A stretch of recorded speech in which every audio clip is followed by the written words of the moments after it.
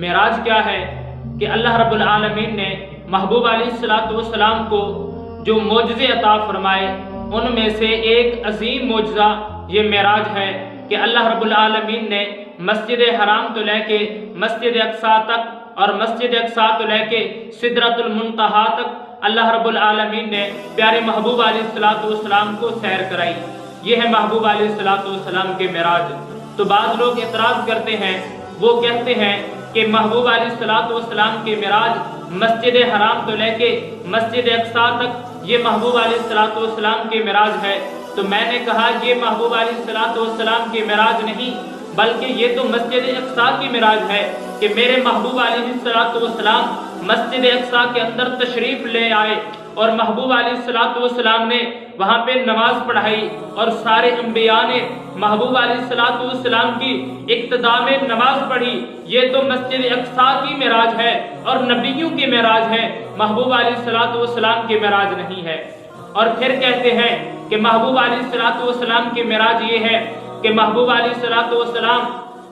سدرۃ المنتہا تو لے کے پہلے اسمان سے دوسرے تیسرے چوتھے پانچویں چھٹے ساتویں اسمان تک کے یہ محبوب علیہ السلام کی معراج ہے۔ میں نے کہا یہ معراج نہیں بلکہ یہ تو سفر معراج ہے، یہ تو محبوب علیہ السلام کے معراج کا سفر ہے، یہ معراج نہیں ہے۔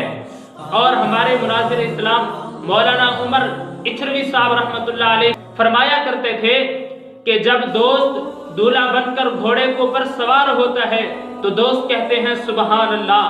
اور جب بھائی دولہا بن کر سوار ہوتا ہے تو بہنیں کہتی ہیں سبحان اللہ، اور جب بیٹا دولہا بن کر سوار ہوتا ہے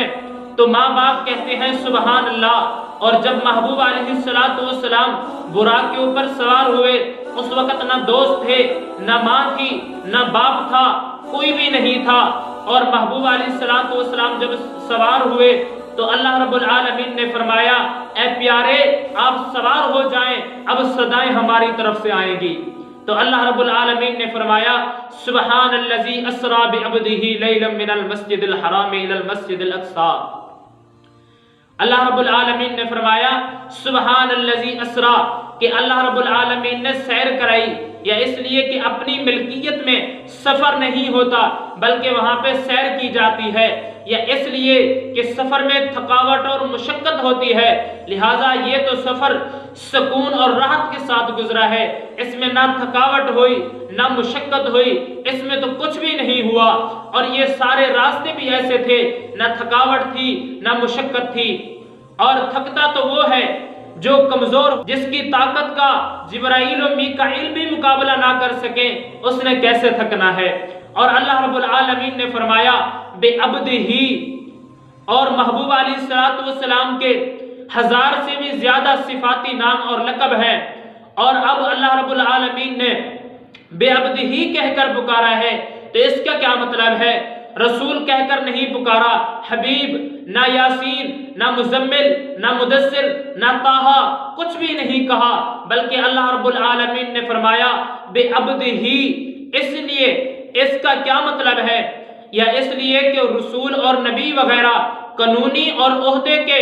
نام ہیں اور وہ دفتر اور دربار میں بولے جاتے ہیں، اب تو محبوب علیہ السلام اپنے گھر میں آ رہے ہیں، اس کے لیے مناسب یہی ہے کہ عبد کا ہی لفظ بولا جائے۔ اس لیے اللہ رب العالمین نے کائنات والوں کو یہ پیغام دیا کہ اے کائنات والو، اگر جب تم میرے محبوب علیہ السلام کو پکارو تو یا رسول اللہ صلی اللہ علیہ وسلم، یا حبیب اللہ صلی اللہ علیہ وسلم کہہ کر پکارنا، اور جب میں پکاروں گا تو بے عبدہ کہہ کر پکاروں گا۔ اور مفسرین کرام نے لکھا ہے کہ جب حضرت عیسیٰ علیہ السلام دوسرے اسمان تک گئے تو اس وقت نصارہ نے ابن اللہ کہنا شروع کر دیا۔ احمد مجتبیٰ تو لوح قلم سے بھی آگے چلے گئے، کہیں دیکھ کر یہ گمراہ نہ ہو جائیں، اس لیے عبدہ فرمایا، عروج خواہ کتنا ہی ہو مگر عبدیت کا تاج پہنے رہے۔ اس لیے اللہ رب العالمین نے اور پھر فرمایا لیلن، اگر رات کا ذکر کیا تھا مگر مقدار نہ بتلائی،